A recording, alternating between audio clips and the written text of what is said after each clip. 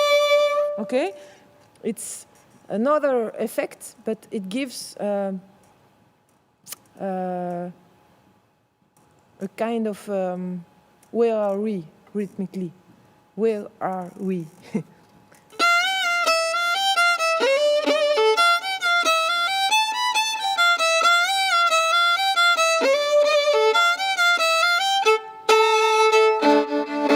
Okay, that was the first part. Now the second.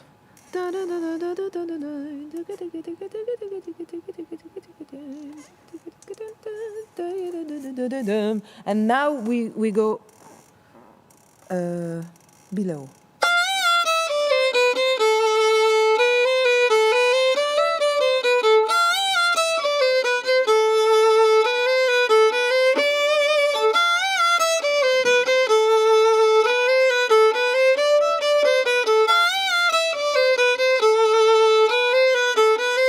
So this is 4 times the same melody also.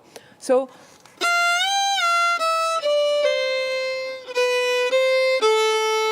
until there.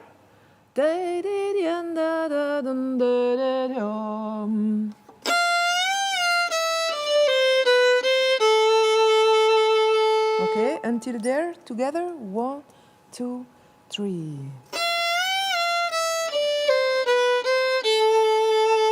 And now, dee dee dee dee dee dee dee.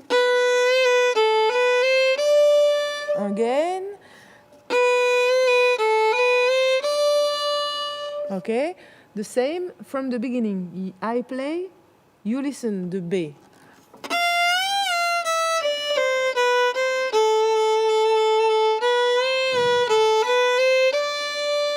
Until there, and try to add on the A an ornament with a bemol, but really, really low. Pas low, but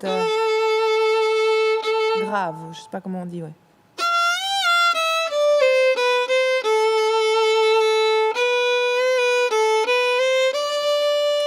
And when we arrive here,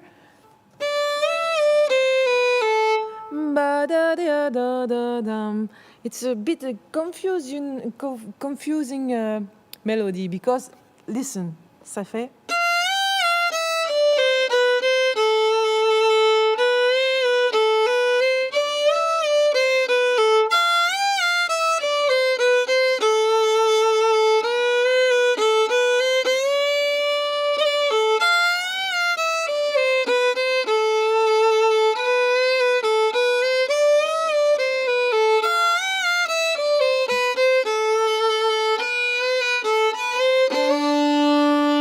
Okay, so it's like we don't know exactly where we are because there is no start. Why? It's like a labyrinthe, cette mélodie.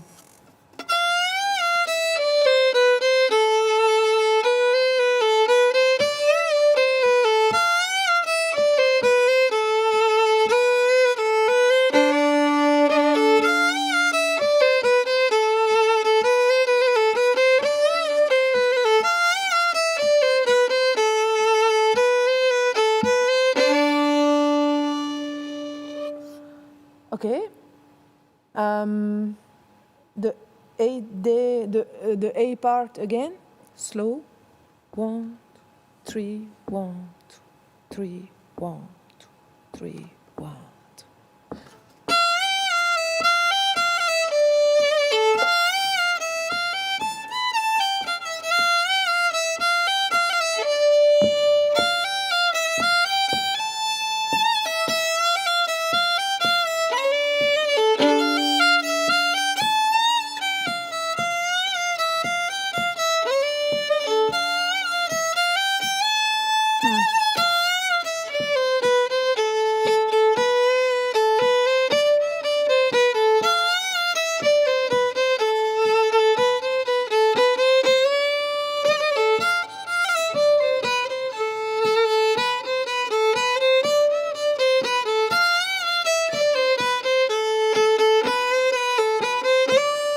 You see, I use a lot of different stroke bow, so you can s'amuser. On dit comment? S'amuser. You can have fun with changing all the time to keep the pleasure to play when you change. So, but you have always be conscious. I would like to play that or that or that. So you have many possibilities.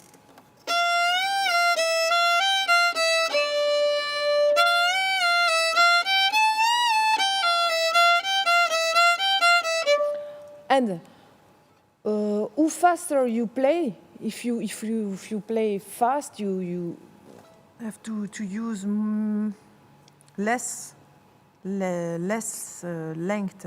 Comment c'est less length of your bow.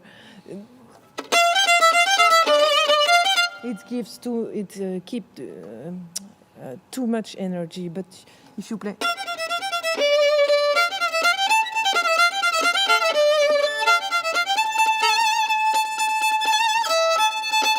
So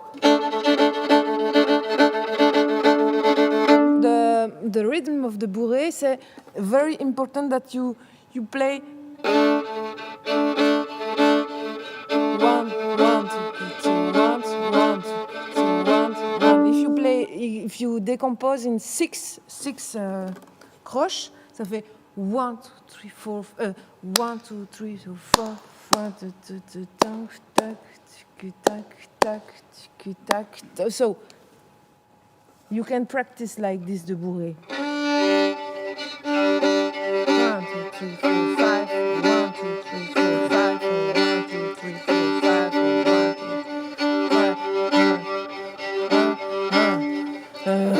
1, 2, 5. And this is like the accent is always on the comment t'appelles tirer?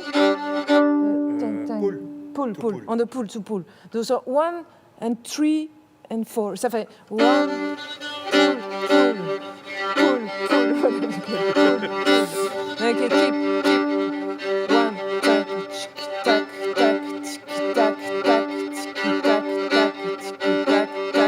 And do faster. So if you watch at your bow, you can also see this 1, 2, 1, 1, and we can practice like this 1, 1, 1, 1, 1 without playing, like tung, chung, chung, chung. You see my bow here? I don't know if on the camera we can. Yes, here. You see my bow is. So it gives ranks. It comes from the pressure. Only on 1, 3, and 1. So 1, 3, 1, 2, 3, 1, 2, 3, 1, 2, 3, 1, 2, 3, 1, 2, 3, 1. This is the basic rhythm of the bourrée. It comes also from the steps 1, 3, 1, 2, 3, 1, 2, 3, 1.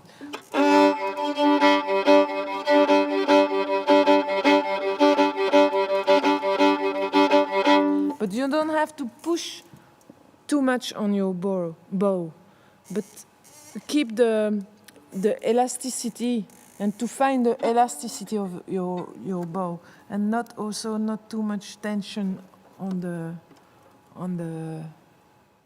width, je sais pas.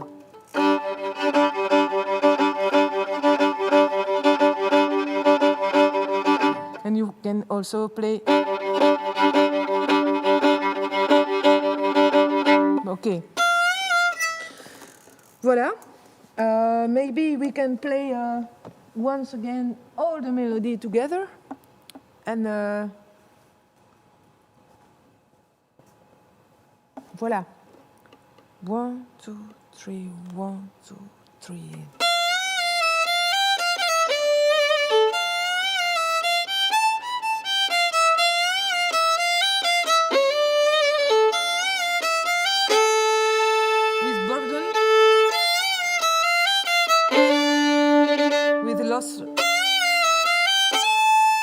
again. 1, 2, 3.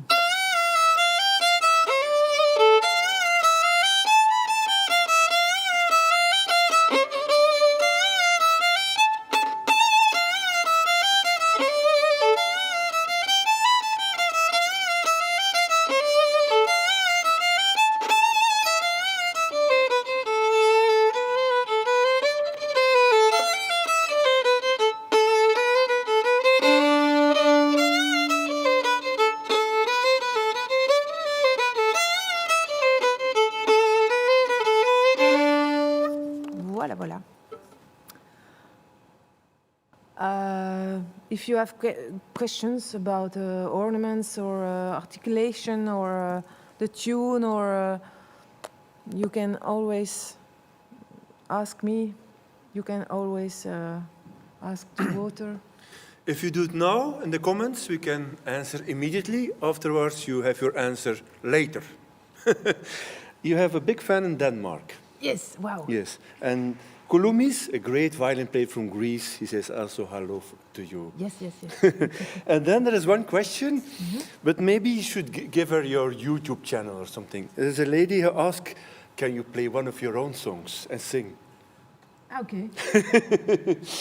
Maybe you can give us very short, but so Aurélie has many fantastic YouTube films together with Tom Teuns. They have a duo. You should check it out. It's fantastic. You can find so many well recorded music of them. And we will put it in the comments, a link to their channel. Voilà. There is no Facebook, but it's on YouTube. You find a fantastic channel where you find all their music. And buy their CDs. You find them everywhere. Spotify, iTunes, in the shop, in the knack. So I will play just 2 minutes. Yeah, and then people have time to ask questions. Voilà. It's a tune with a scordature. So I play in G, D, G, D. So I tune my violin like this to play more open tuning. And with the Witner cheville, it's really easy to tune. And this song's called Yashisha.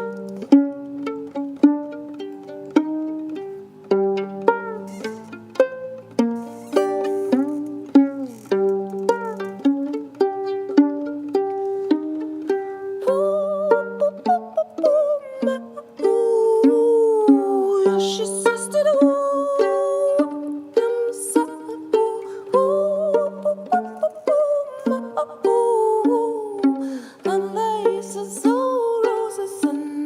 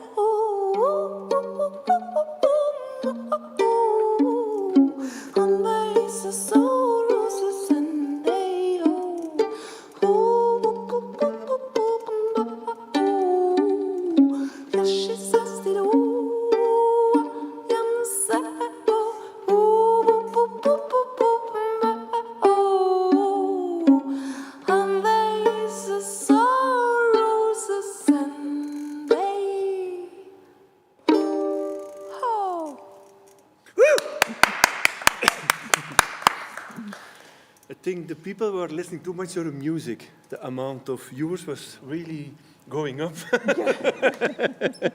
And they forgot their question. There was just one question from somebody with a Greek name. He asked, how do you go from a jig back to a waltz? So smoothly. So smoothly. Yes. Smoothly. It was a compliment. He said it's Smoothly, fantastic. Smooth is like very very fluent. Fluent. Très fluent. Yeah, this is the same roots. This is always three times, so it's easy.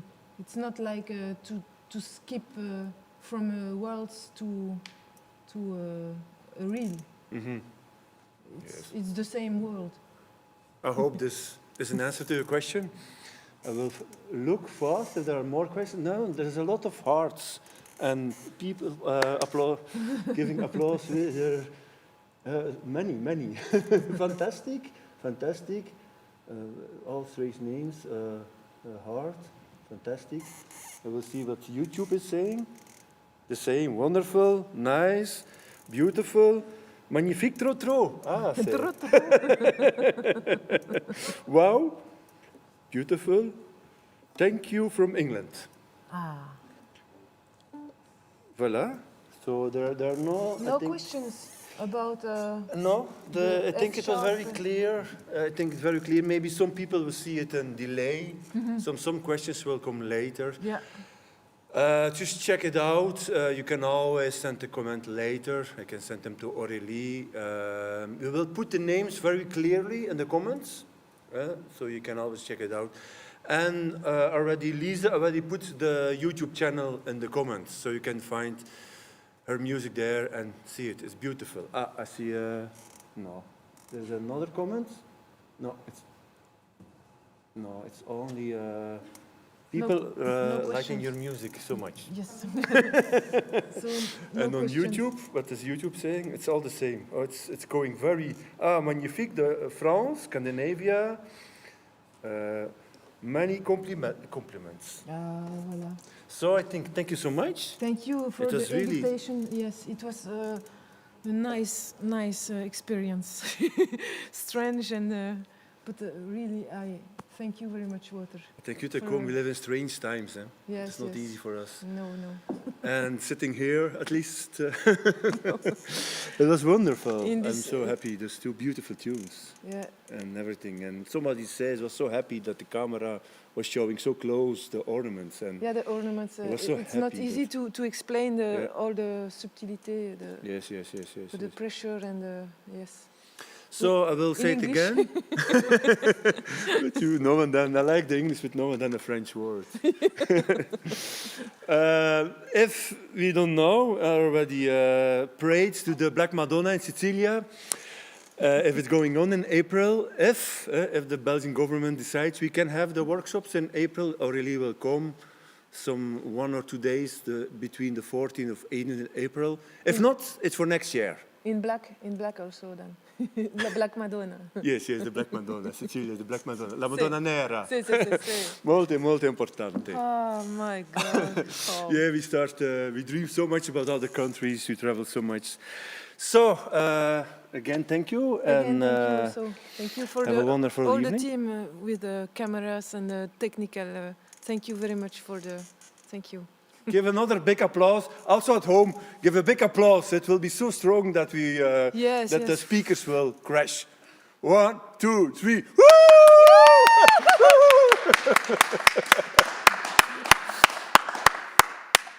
Yeah, it's so an amazing team. Yeah, it's fantastic to have the possibility to do this. And we can watch again Yes. on YouTube, c'est ça? Which The Facebook or? yes, and also the YouTube channel, the Centrale. So everybody, you like it? Like the YouTube channel of the Centrale, and there you can find the videos. And also a lot of videos of concerts they do here. It's amazing. You can just spend your whole rainy afternoon watching the YouTube channel. There are amazing people here. You don't see it, but there's like 2 cameramen always following everything. It's fantastic. So like the channel, and there the video will stay there for a couple of days. No, for a long time. So, Now we go to the last violin player.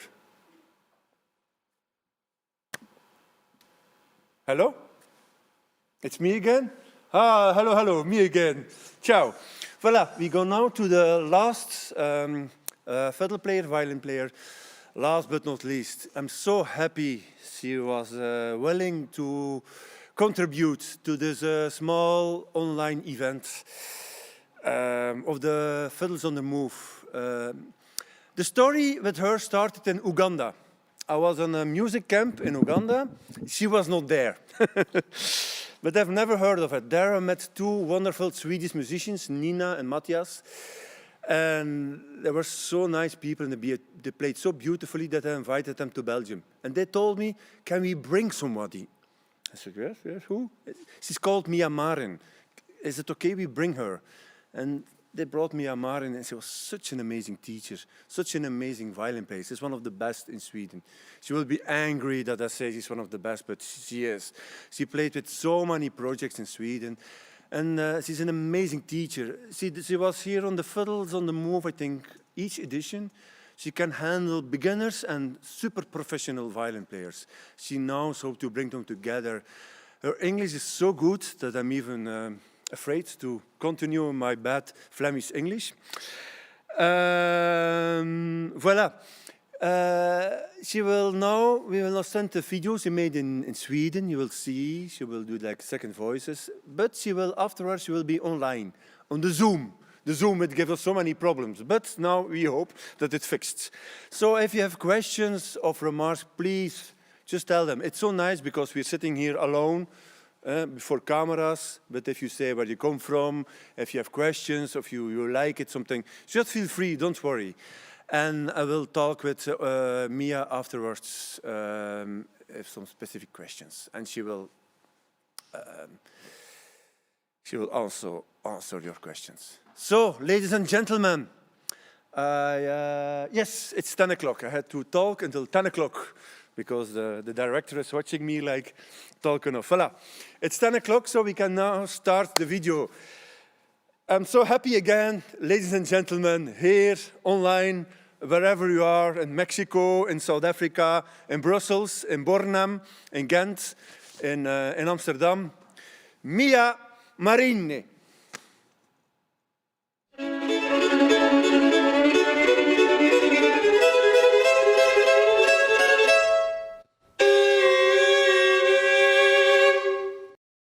Hello, all fiddlers on the move. I wish we could be on the move for real, because I would have loved to meet you in Ghent, face to face, playing music together. But still, I'm very happy that this chance arose, so at least I get to play music with you over the internet. Such amazing times. And my name's Mia Marin. I come from Sweden, the west part of Sweden, from a county called Värmland. And I play traditional Swedish folk music on my violin. If you hear someone snoring in the background, it's not me putting myself to sleep with my boring teaching. It's my dog, who has just had his tonsils removed and is sleeping right next to me here. And I thought I'd teach you two tunes today. One that is a bit easier and one that is a bit trickier. The first one will be a hamburger from Dalsland. And hamburger, we spell it exactly like the English spelling of the food, hamburger. But in Swedish we say hamburger, and about the food we say hamburgare. So even though it looks like it would be difficult to tell them apart, in Swedish we hear the difference between the food and the dance, which is always good, to not mix them up. I don't really know that much about hamburger, the tune type. I know it's very similar to polka, and I use it as a polka, and that's how we'll play it today. The second one will be one of my favorite polskas from my home county, called Skrap-Olas polska. But first, here's my A for tuning.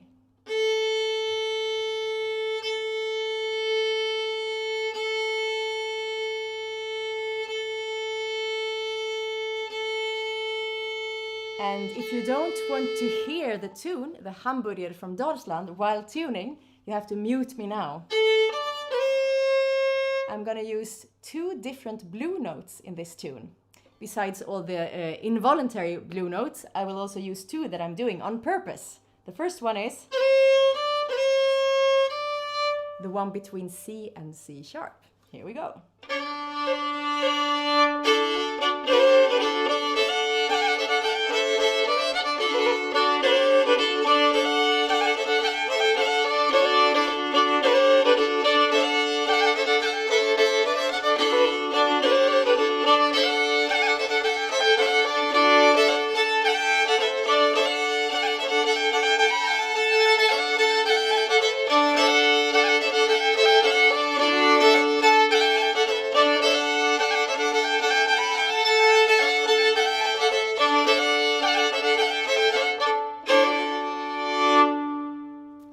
So it's some kind of D major. It's D major with a blue 4 and a blue 7 in the scale. And let's find the first blue note, which is the one, as I said, between C and C sharp. And it begins on an A, this melody, and the first measure sounds like this.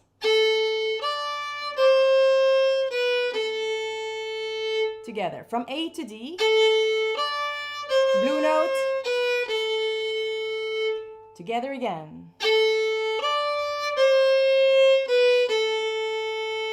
And I'm continuing from A. It's a D major from A. And listen. And go.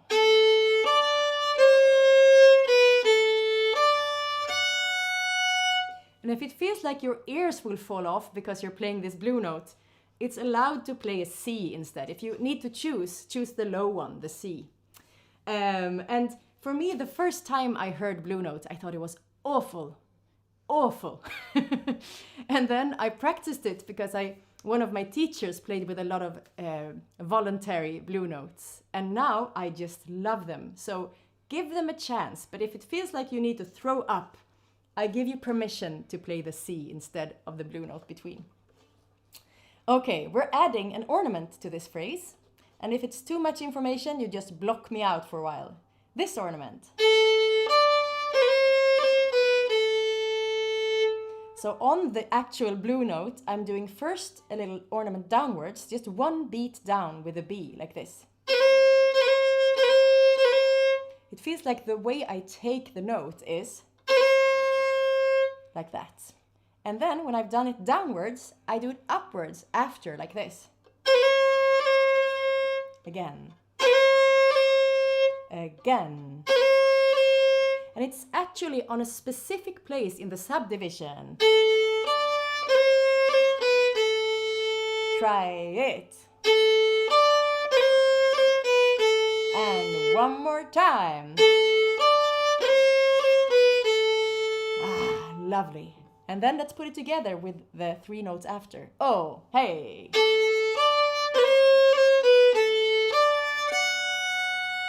Again. Oh.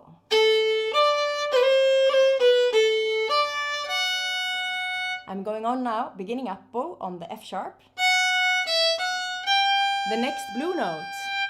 And this blue note is actually, it's very close to G. It's just a bit higher than your regular tempered G. So aim for a G, but just slightly miss it upwards. And it sounds like this. Up bow on F sharp. Again and go.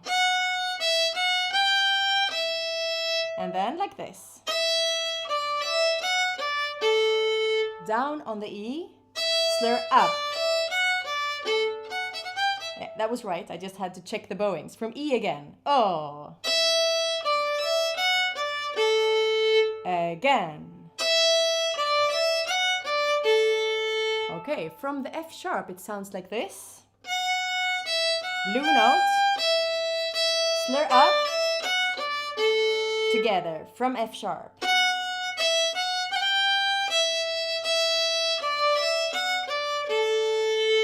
And I actually do a small ornament on the next blue note as well, like this. If you want, from F sharp. from the beginning. 2 and.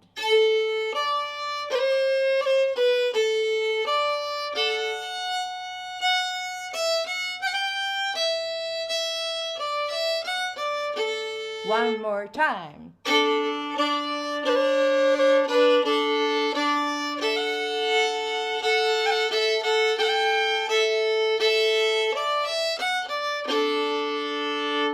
And now probably someone was thinking, oh no, she's not only playing blue notes, she's also playing them with double stops with open strings.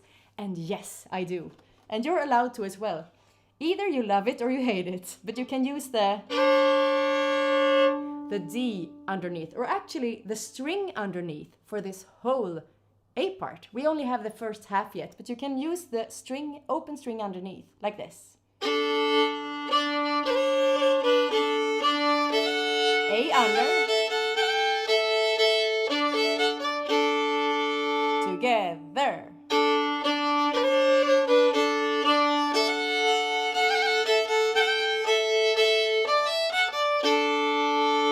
And I throw in a few ornaments here and there, so you're welcome to do so too.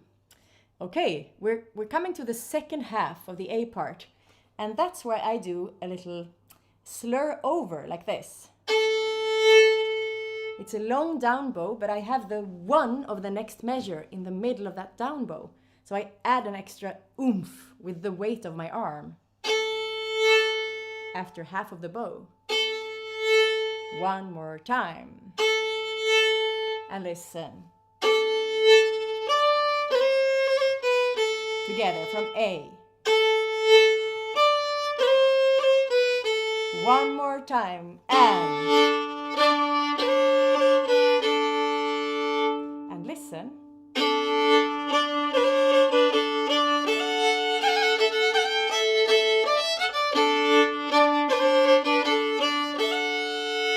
And then we're going to have another end in the end. So let's just play from the beginning up to there, a bit slower. 2 and.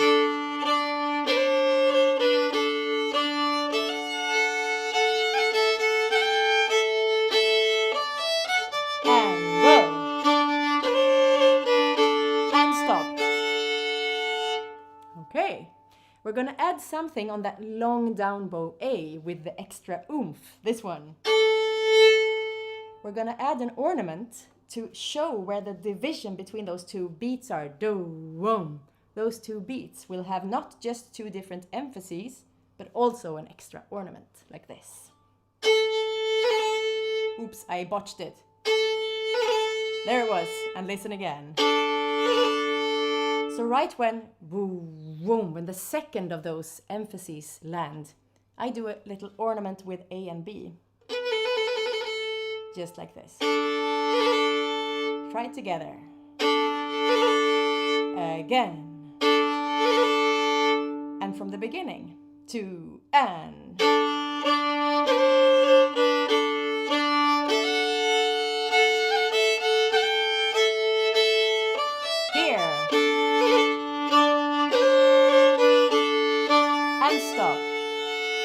The end of the A part sounds.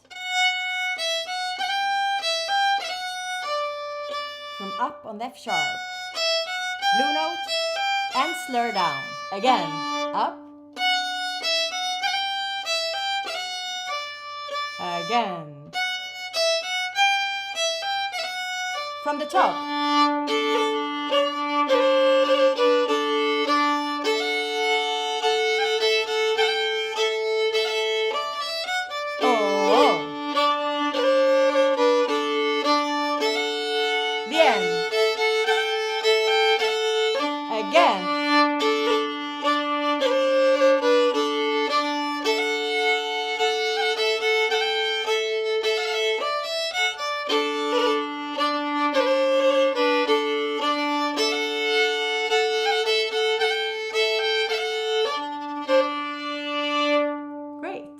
And in this slow tempo, I think I do a longer ornament here.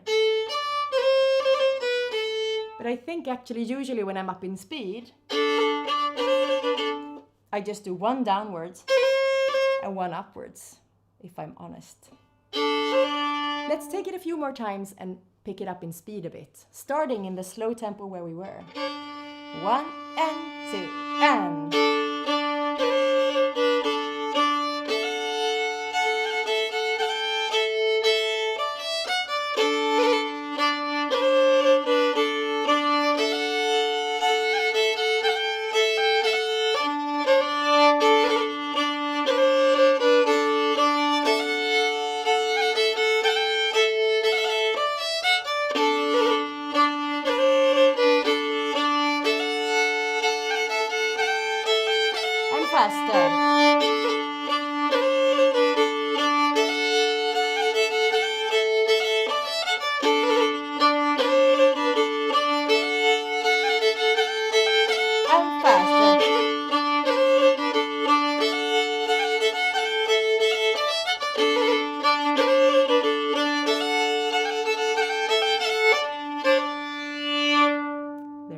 That's the A part. Let's look at the B part. It begins on F sharp. Saying this, I'll just play it slowly once.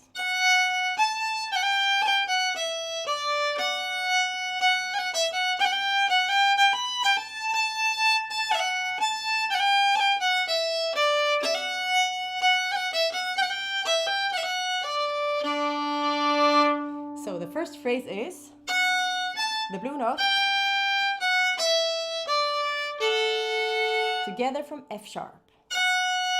Blue note.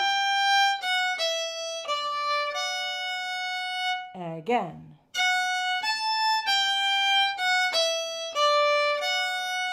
The next phrase begins up. Blue note. Up from F sharp. Again. And it's very natural to become confused when it comes to intonation now when we have this blue note in between and jumping from the blue note up to fourth finger. That is okay. You can be a really good person and still botch the intonation here. I know I do. Listen once.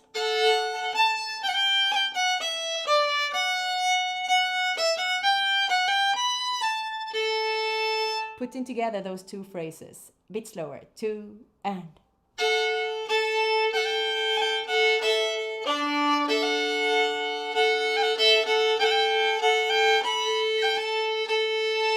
And if it doesn't make you throw up, you can have the open string underneath. Again.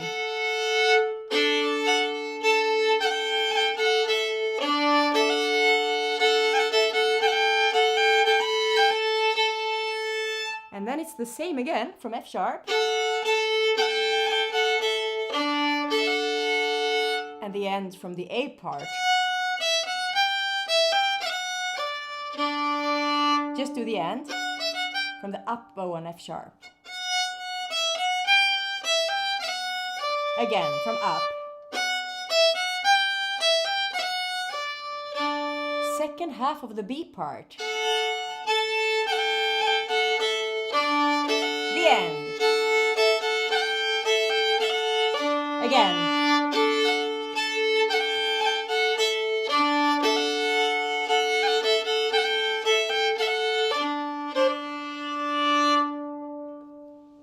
You can add one note between the first and second half of the B part. I'm going to show you. Like this. If I begin from the B part. Listen.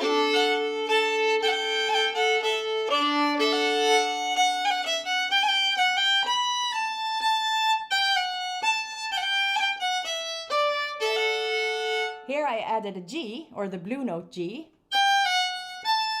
to get from the end of the first phrase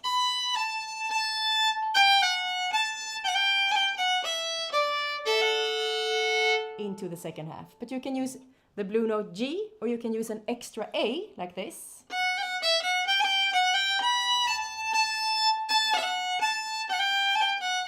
Or you can actually use the open E as well, like this.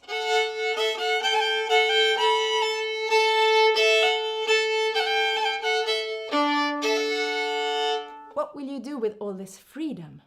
Choosing between A, G, blue note, or E. putting together the B part. Dropping the violin almost. Okay, 1, 2, 3, and...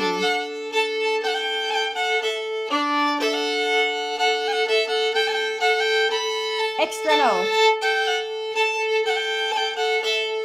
And the end. From the top.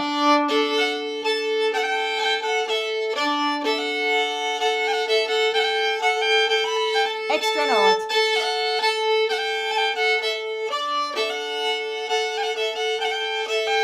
Faster.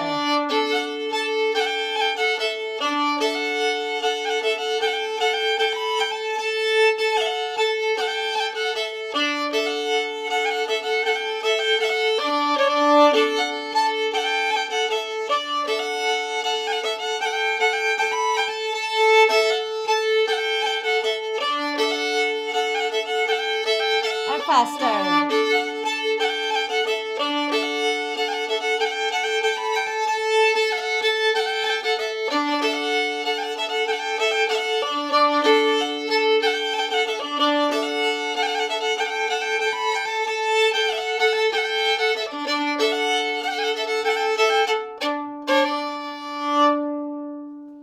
That was the whole tune. We'll look at one technical aspect of playing this kind of tune. So as I said, I'm playing double string very often, almost through the whole tune. And that's very common in the region where I come from, west part of Sweden. In the old days, many people even had a flatter bridge for it to be easier to play on 2 strings at the same time. But one thing that makes it a bit easier is to creep a bit closer to the fingerboard rather than closer to the bridge. So if you stay closer to the fingerboard and you play on 2 strings and you have, think of it as having fairly high speed to the bow. And if you want even more instruction, it's easier from just below the middle of your bow and to the tip rather than here, because here a lot of the weight of the bow is balancing on the pinky. So it's more difficult to have 2 strings and this fluent kind of sound that we're going for if you're close to the frog. It's easier from just below the middle of the bow and up to the tip. So closer to the fingerboard, fairly high speed of your bow, and also from the middle and to the tip. So just so you have a chance to practice that if you want, we'll take the tune 1 time slower and 1 time in polka speed. This is actually the same kind of technique that we'll be using for the next tune, so it's a good thing to practice. Slow first, 2 and...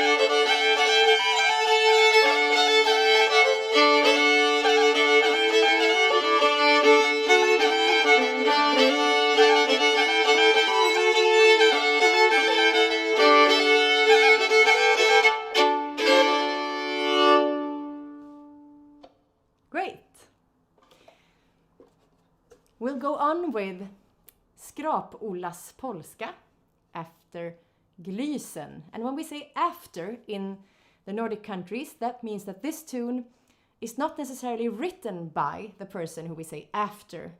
So this is after someone called Glysen. That means that he played it and someone has learned it from him or transcribed it from his version. So it really means that this is in tradition after him. And Grysen was he was a fun character. He was a traveling person who traveled from farm to farm finding work, for instance, yard work or on the fields or doing small, pottery work on the farm. And also he was a violin salesman.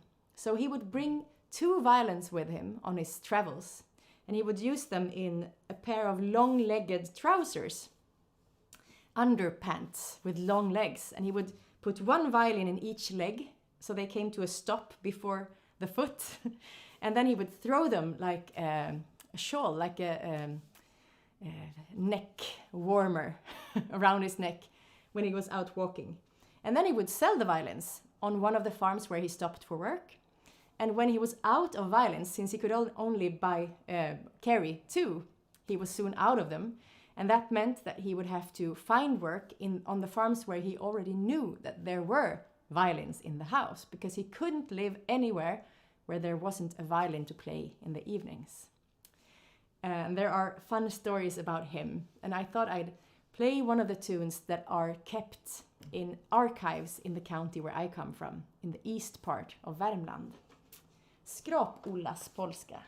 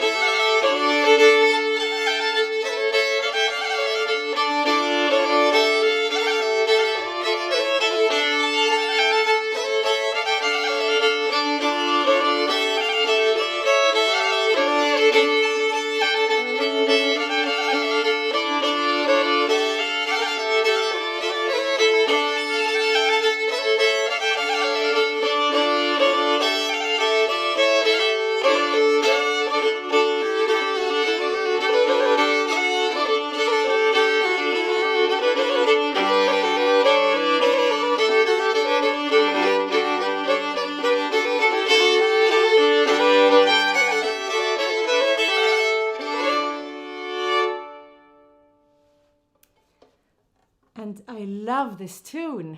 I love how it's 3 parts and one of them is minor. I love the shift going into the C part in minor. And also I love that it has a special sort of structure. It's not your normal, at least the Nordic normal shape of a part going to half ending and then the same phrase again going to whole ending and then the same again. It has a small phrase and then it repeats the phrase. Then it takes a new phrase and it repeats that one. So for me it feels like it's a bit other structure than my normal tunes. And that's just one of the nice things with this tune. It's in D major and I'll play A parts round and round twice first. Slowly, so you can join me and find the structure of it. Beginning F sharp on the E string.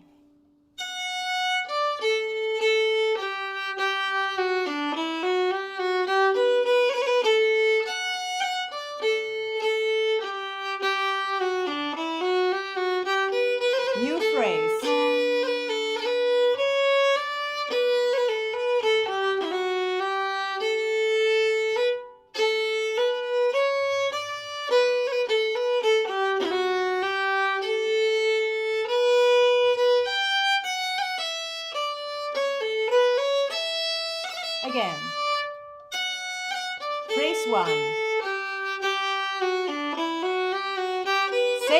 again.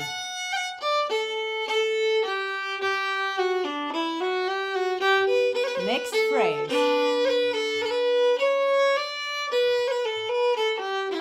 Almost the same.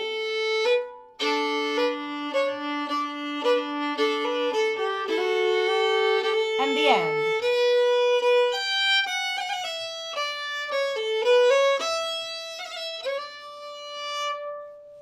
Okay, first little phrase begins like this.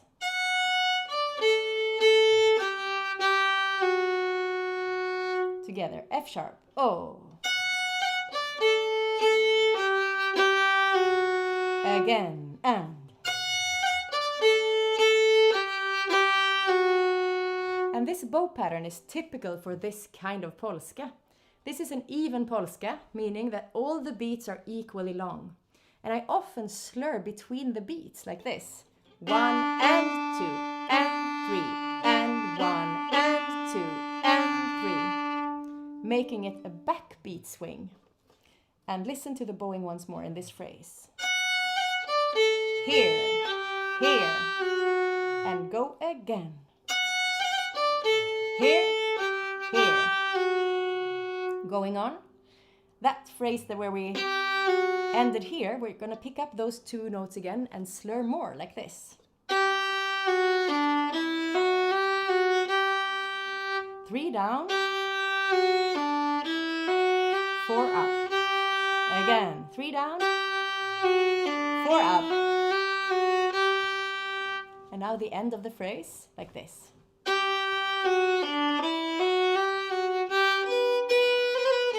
From G.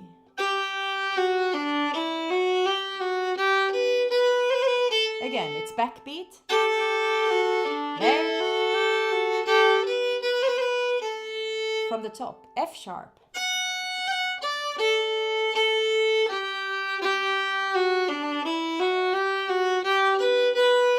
Again.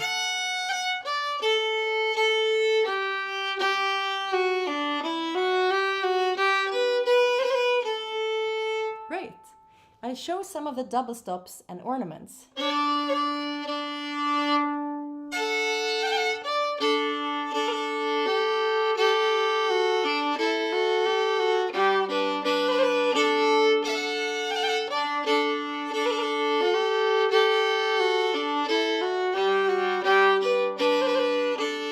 Join me if you want. A on top. Ooh. And G. A under. A on top. And D under. That was the first phrase. The second phrase begins like this.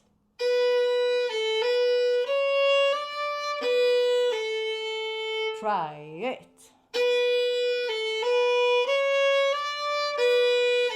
A lot of backbeat slurring.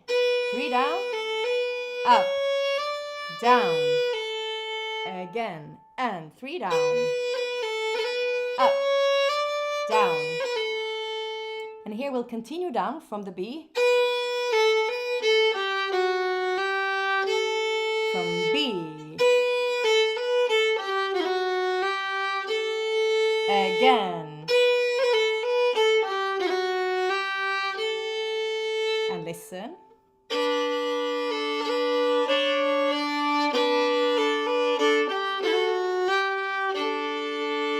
Together.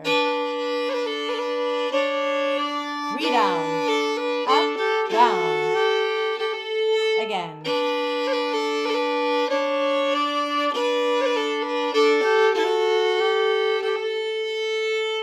And now the phrase comes again, and I could do it just exactly the same once more. I think that's how it's written in the transcriptions, the old archive material. So just twice the same could sound like this.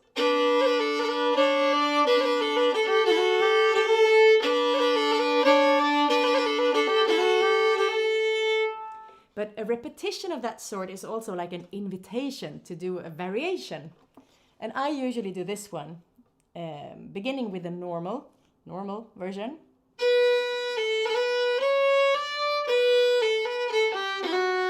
I slur up.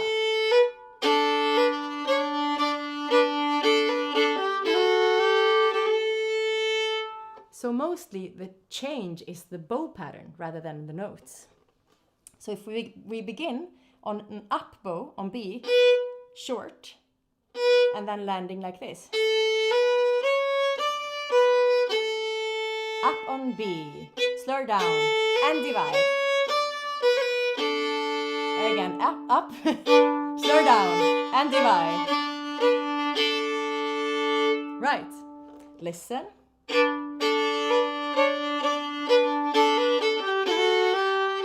Try it, up, down, divide, down, up, down. Again. Slur up.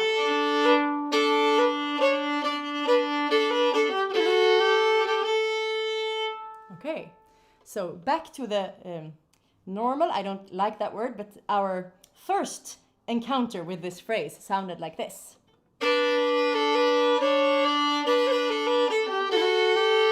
It was 3 down, up, down, 3 down, up, 3 down, up, down. If we continue up here,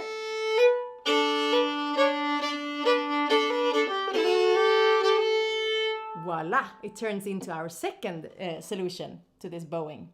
So let's do them every other time. First the normal one and then the variation. Beginning on 3 down.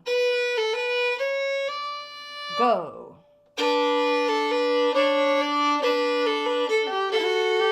Continue up. From the top.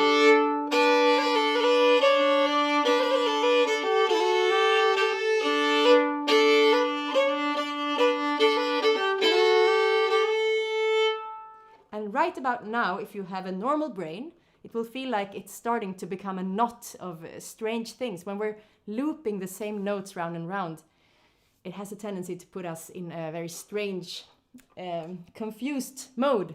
So be kind to yourselves if that's happening. It only means that you're normal. Okay, we're actually getting out of this little looped phrase now, doing the end, sounding like this. Let's see.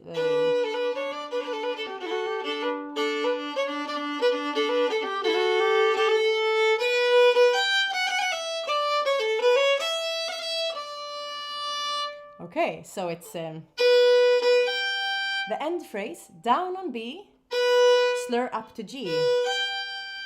Find those notes. First finger, second, and listen.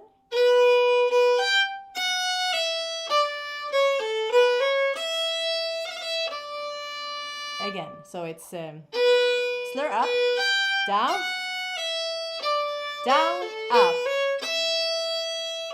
Again, slur up, down, down, up.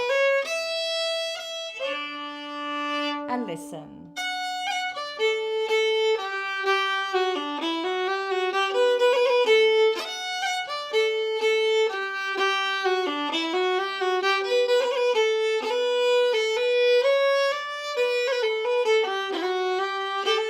Slur up.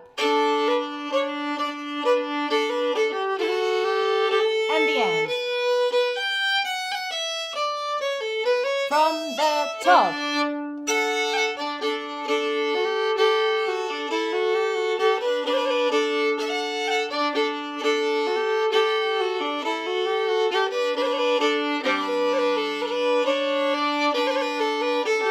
Variation.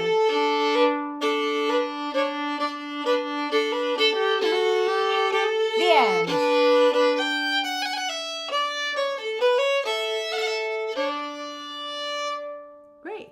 Let's just see. Yes.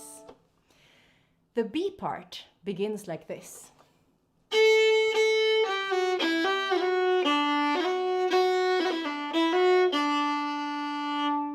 And then we'll do a variation. Prepare yourselves for your mind being in a knot again. Listen to the first phrase. And it's backbeat bowing. Da da da da da together. One more time. 3 up, 3 down. One more time. 3 up, 3 down. Continuing. Beginning up on F sharp. I do up on F sharp and then 3 down. Up, again, 3 down, and listen.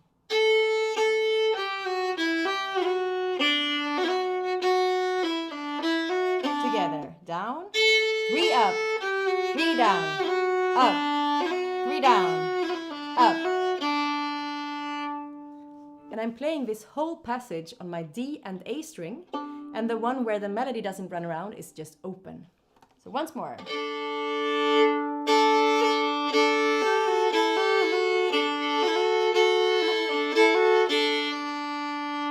And here we could do the exact same thing again if we want to.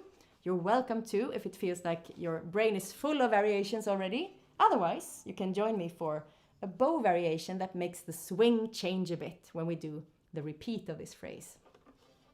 Okay, normal first encounter of this phrase sounded.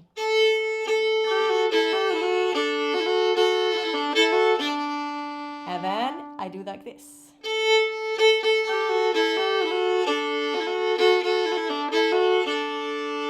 Same notes, new bow pattern. So it's like this. 3 notes of A. Try it. I begin up bow. And then I continue up like this. Try it. 3 up in a scale down again. And listen. Together. One more time. And here I continue up as well, doing the same kind of rhythm change like this. From F sharp. So it's 3 F sharps. And then I continue up. And go. Same again. From A it sounds.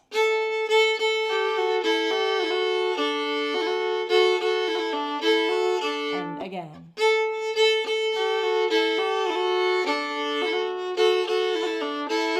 Again.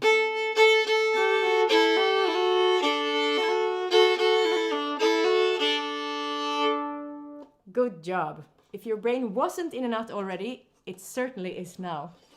And listen.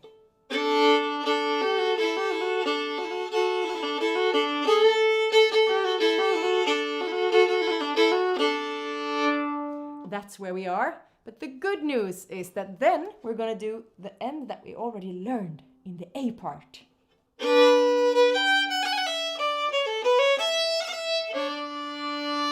And then we're done with the B part. So just the end ones. From B up to G. Again.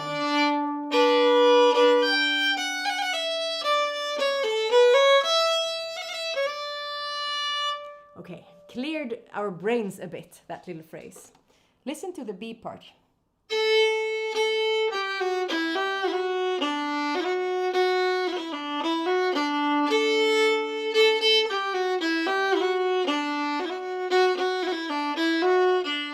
Try with me once, slowly, from A.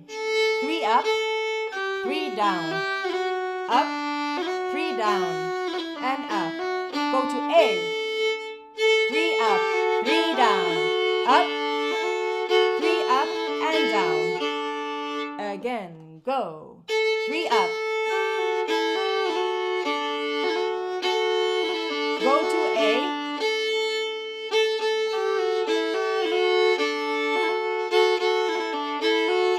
Again.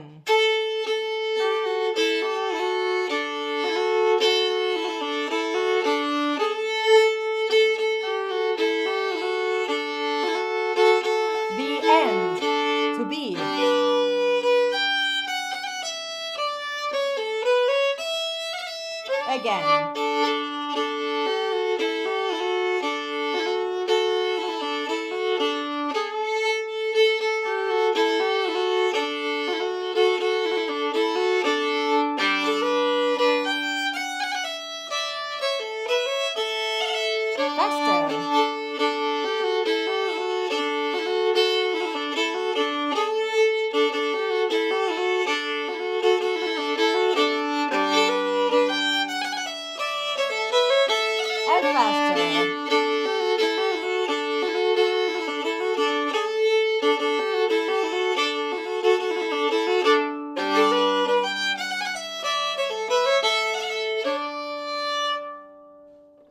Going to the C part.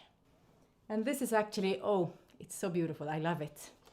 I'll just play it once so you can hear it.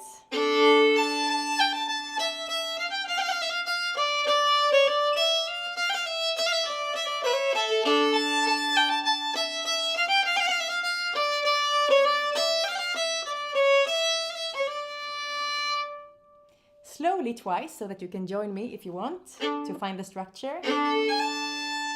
It begins with an octave jump from A to A together.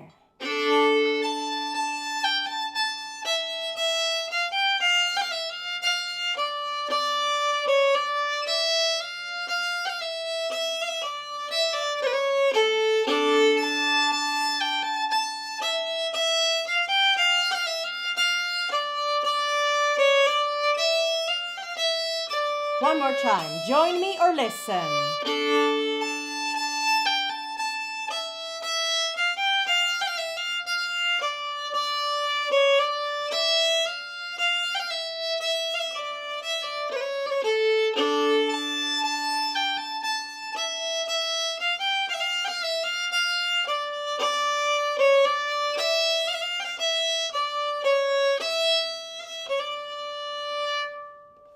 First phrase sounds like this, down bow.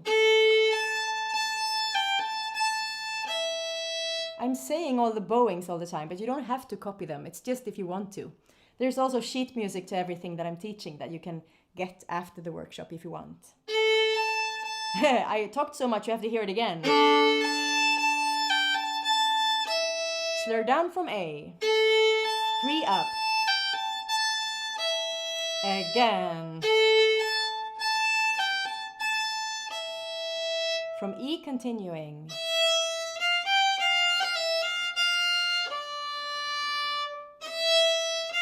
Three up. Again. From the top A. 3 up.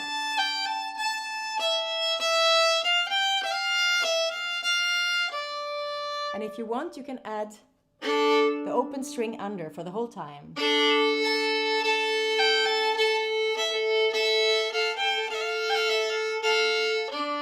Again.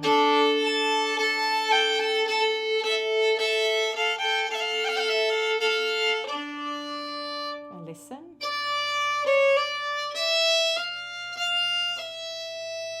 From down on D and then up, down and up, I think. From the same place. And listen.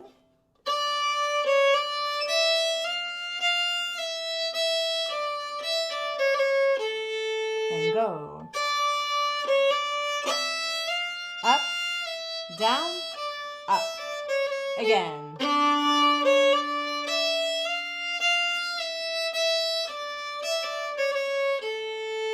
Listen.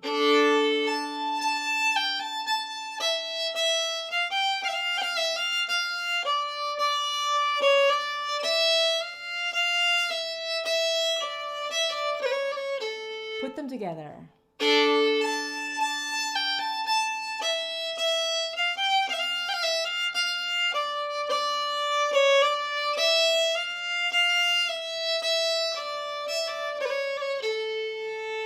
Great. I have some ornaments in here. I'll just show you one, and this one.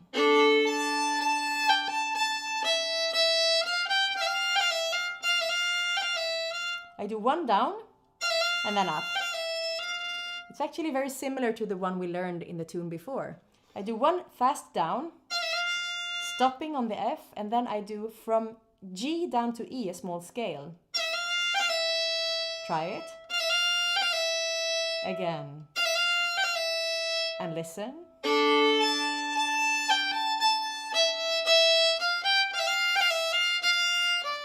And go.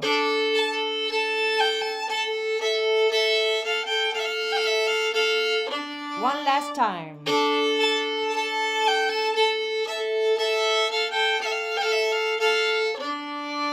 Great. And then the thing we already learned.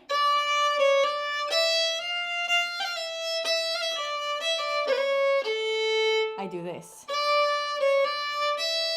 A late ornament on the F. Right before I leave it to go to the E, I add the G. And then I do the same thing going down from the E, like this.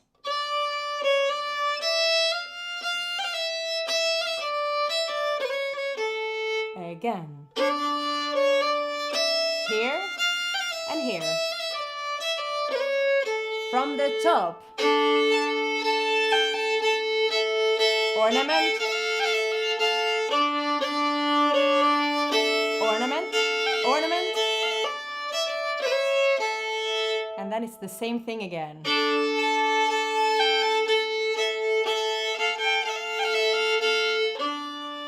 And then we need the end of the tune, or at least of the C part.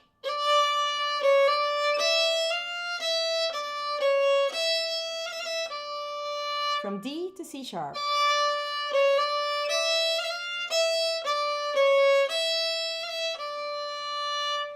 Let's try to put the C part together. And don't be hard on yourselves if something has fallen out. You've learned quite a lot of notes already. Join me or listen.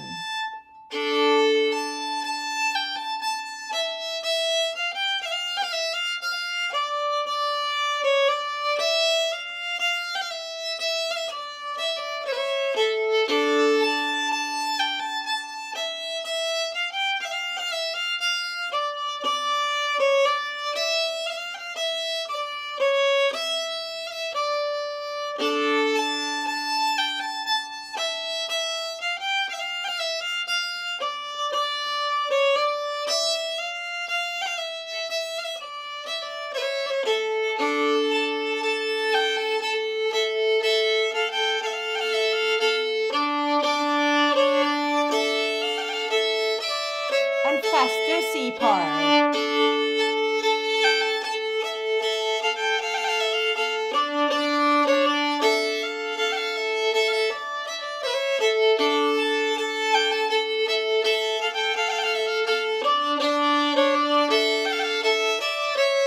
One more time.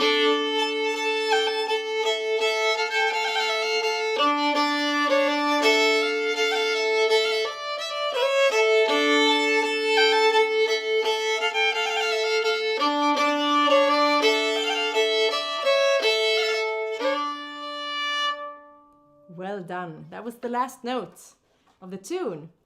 Let's see how much of the rest is still up there, rambling about in our brains. Slow first and then faster. The whole tune, A, B, C, and then faster, A, B, C. Good luck. 1 and 2 and 3.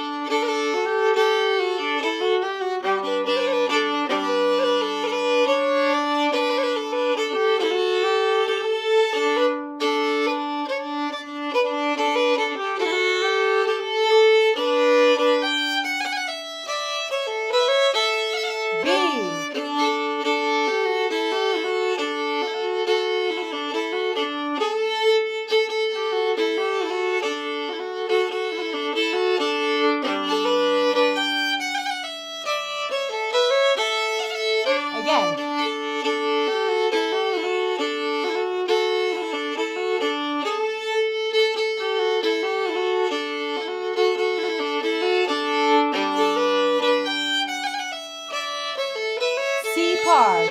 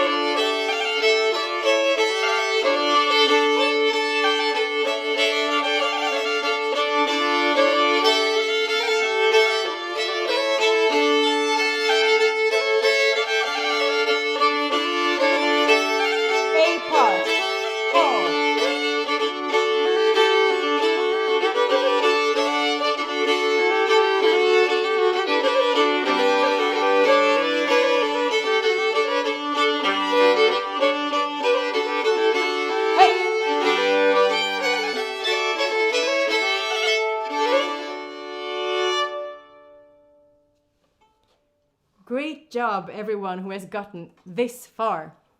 And then if you want the recording of this tune with its second voice, you can contact me if it doesn't appear on the Fiddlers on the Move website or something like that. So sheet music and recording of this tune with second voice is something you can contact me about. You send an email to contact@fiddleacademy.com. So contact@fiddleacademy.com. And if I can sneak in just a teeny tiny bit of PR commercial, this is a commercial break from Fiddlers on the Move. Fiddleacademy.com is actually an online academy that I have where there are close to 300 videos with different tunes, technical exercises. So contact me if you have any questions about that. And a big, big thank you to Fiddlers on the Move for making something happen in a year or a time where it's so difficult to meet up and make music. Thank you so much for having me, and I wish you a very good spring and hope to see you maybe in the summer or Maar ze mogen ze toch goeiedag zeggen, nee? Ciao, ciao, Mia. Ciao, ciao Mia. See you later. See you, so nice to see you. Hello, hello, hello, it's me again. Voila! It's what a fantastic evening it was. It was such a great workshop. I was playing in the backstage. It was a bit difficult for me with all those special blue notes. But I did the Stockholm version. It's easier. So I'm so happy. And if everything goes well, you can now see Mia live from Stockholm. Are you in Stockholm? No, I'm in Gothenburg. Oh, Gothenburg. Okay.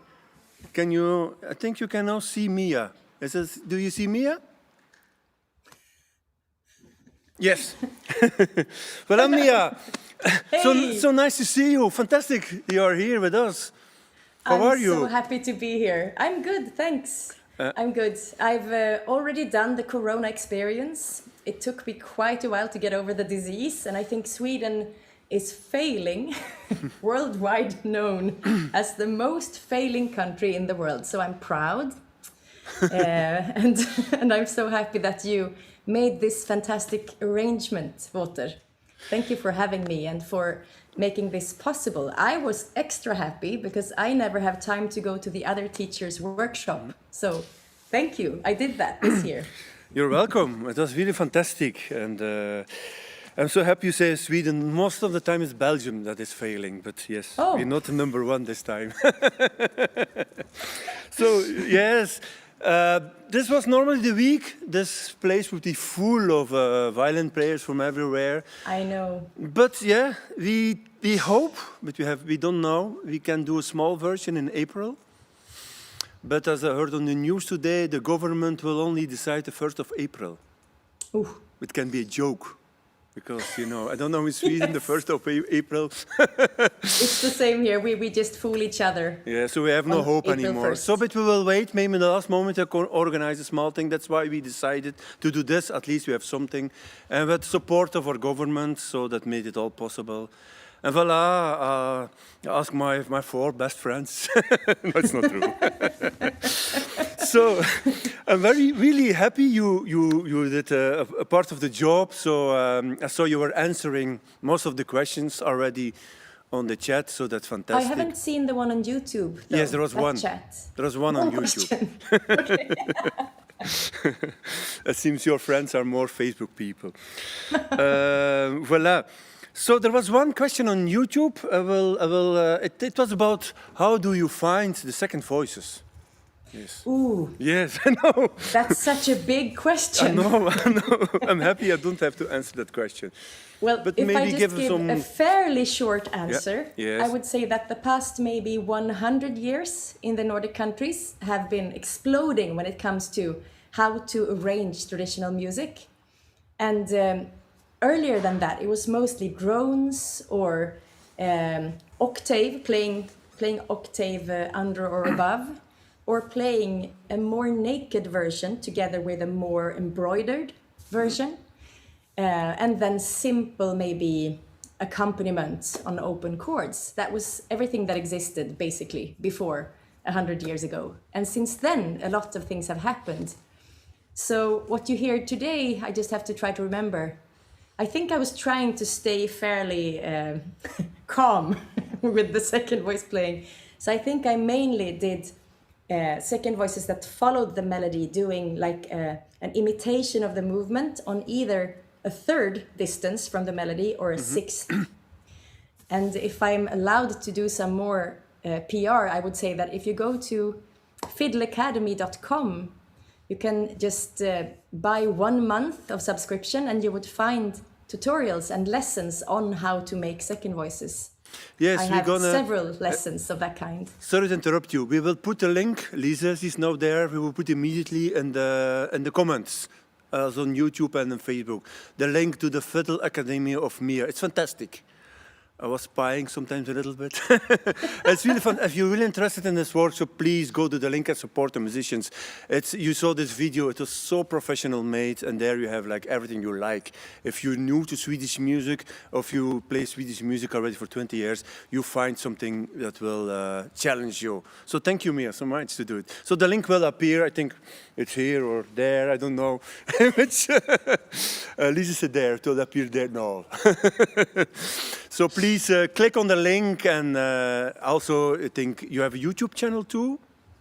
Yes. There's not really that much there, but there are some lessons with some polskas and stuff like that. Absolutely. Okay. But when it comes to second voice playing, I would say Yes. it takes more time than what I have now to explain it, but it's really fun. It's so fun to work with different kinds of arranging. And I mean, Wouter, you do it too. Sometimes we improvise harmonically. Like if we know what the chords are of the tune, we could make something that it's like another melody on top of the old one, or mix in with ostinatos or riffs and so on. And all of that is so much fun. So I would say dig into it. Yeah, see, sometimes they learn Polska with the second voice, and I say you playing it, it's completely different. It's so free, and it's like, and I feel like, wow, this is fun. Oh, right. And I also wanted to say that I have sheet music of these tunes with second voices on them, and links to just the tune if you want, and also a technical exercise for the bowing technique that I'm using in both of these tunes. So if you want, you could send me an email. I'll put it in the chat now on Facebook, and I'll send you the material. So for the people who watch this video later, check the comments, and otherwise just put a comment and we will see it and give you the link again. And otherwise it's just contact@fiddleacademy.com, so it's easy to remember. And I have the material gathered, so you can just get an email with it. Fantastic, thank you. Voila, I think that's a fantastic ending. We hope we can maybe invite you in April, but there is no hope anymore. Let's hope next year. Next year in February we will organize number 7, and if you're free, we will so be delighted to jam all again with 100 violin players. This is one of the best festivals to go to. I can recommend it to anyone who plays the fiddle, and almost everyone else as well, I think. And happy, come on, we have Aurélie still here. The camera is there. Just say hello to, to Mia.